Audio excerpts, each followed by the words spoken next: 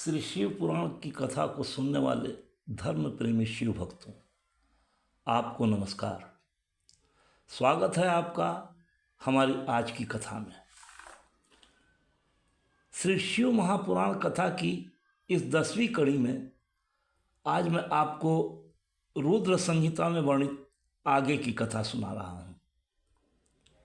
स्नेही जनों, पिछली कथा में आपने सुना कि ब्रह्मा जी ने नारद जी के पूछने पर उन्हें शिव एवं शक्ति की उत्पत्ति और शिव जी की आज्ञा अनुसार सृष्टि की रचना के संबंध में बताया था। अब आगे की कथा।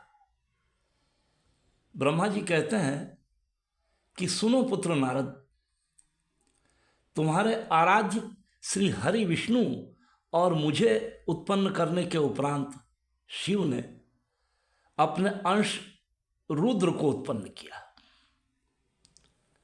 कांपिल्य नगर में यज्ञदत्त नाम के एक प्रसिद्ध ब्राह्मण रहते थे।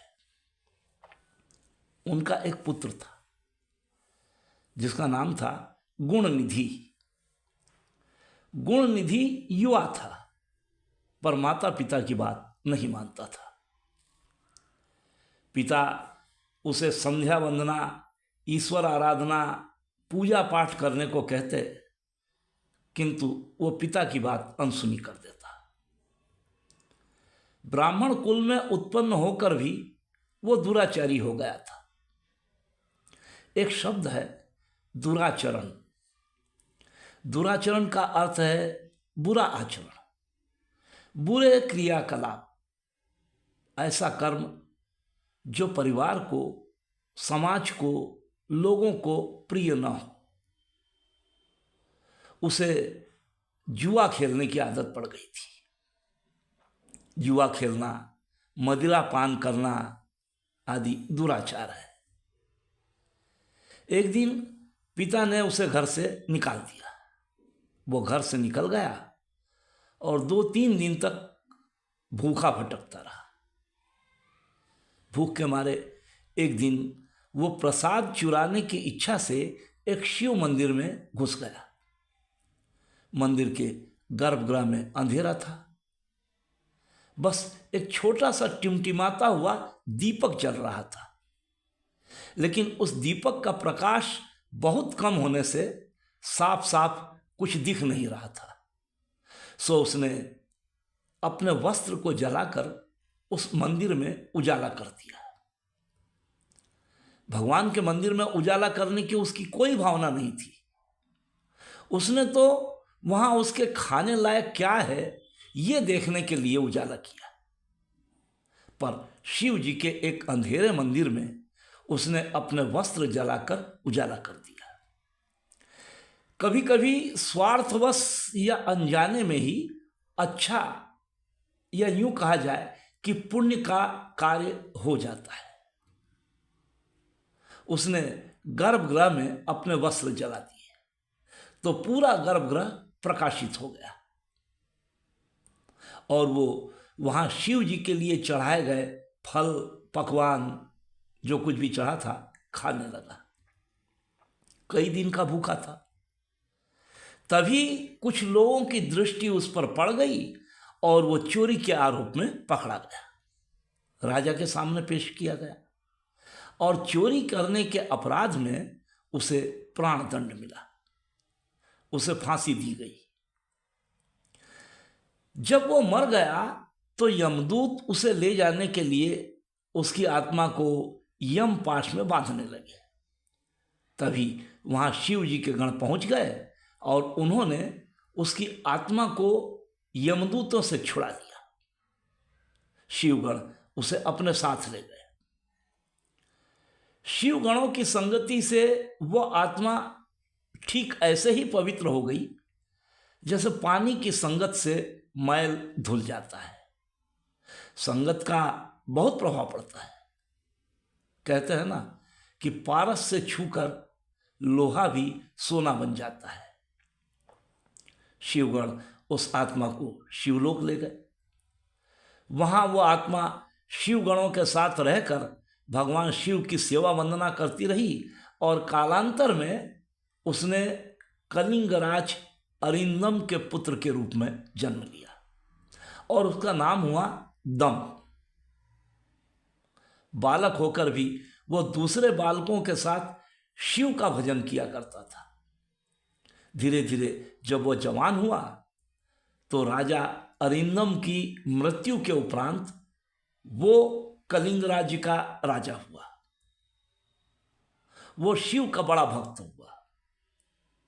उसने शिव धर्म का खूब प्रचार प्रसार किया। उसने अपने राज्य के सभी ग्राम प्रधानों को बुलाकर यह आदेश दिया कि शिव मंदिर में दीपदान करना अर्थात दीप जलाना सारी प्रजा के लिए अनिवार्य होगा। जिस जिस गांव में जितने भी शिव मंदिर हैं उन सभी मंदिरों में प्रत्येक ग्रामवासी को दीप जलाना अनिवार्य है। इस प्रकार शिव की भक्ति करते हुए वो प्रजा का भी अत्यंत प्रिय राजा हुआ। शिव की कृपा से दूसरा कोई राजा उसके राज्य पर चढ़ाई करके उससे युद्ध करने की कल्पना भी नहीं करता था। आयु समाप्त होने पर जब उसकी मृत्यु हुई तो उसकी आत्मा को जन्म मरण के चक्र से मुक्ति मिल गई और उसने इस ब्रह्मांड में दिक्पाल अर्थात दिशाओं के स्वामी का पद पाया। यद्यपि वो दुराचारी था किंतु स्वार्थ और अज्ञानवश ही सही उसने शिव मंदिर में अपने वस्त्र जलाकर मंदिर के गर्भगृह को प्रकाशित किया था। मंदिर में दिया जलाना या मंदिर को प्रकाशित करना कोई बहुत बड़ा कार्य नहीं है, किंतु छोटा सा ही सही पर यह कार्य शिव को समर्पित हो गया। शिव को भोला भंडारी इसीलिए कहते हैं, वो छोटी छोटी सी बात से ही प्रसन्न हो जाते हैं। ब्रह्मा जी कहते हैं कि हे पुत्र नारद, मुझ ब्रह्मा के मानस पुत्र हैं ऋषि पुलस्त्य। पुलस्त्य के पुत्र हुए विश्रवा।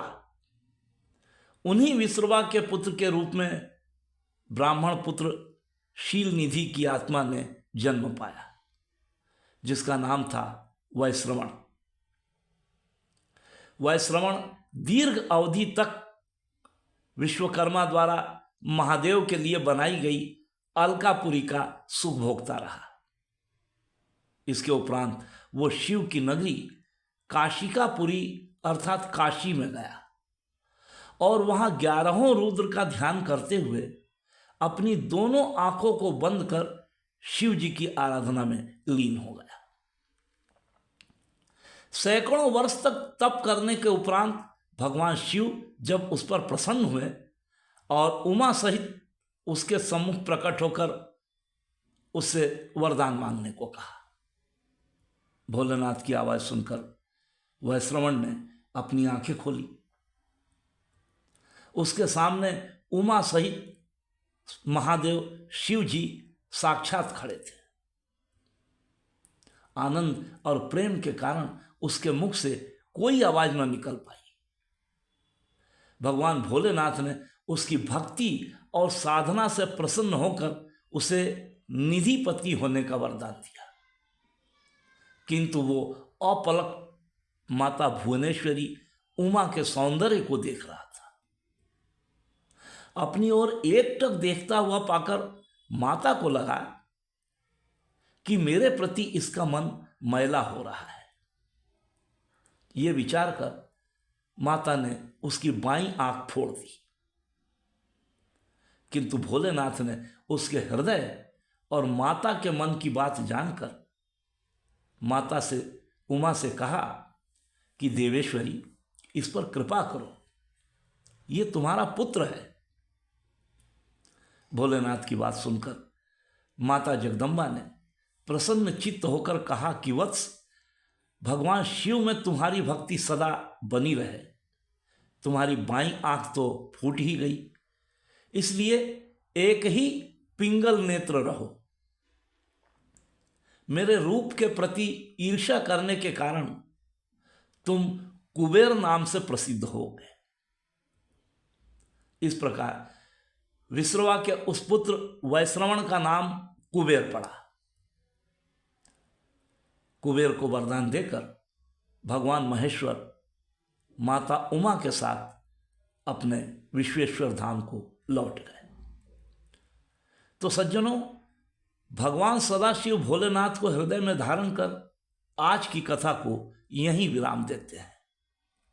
श्री शिव महापुराण की रुद्र संहिता में वर्णित अगली कथा आप इस श्रृंखला की 11वीं कड़ी में सुन सकेंगे। तब तक हृदय से बोलिए जय श्री राम, हर हर महादेव।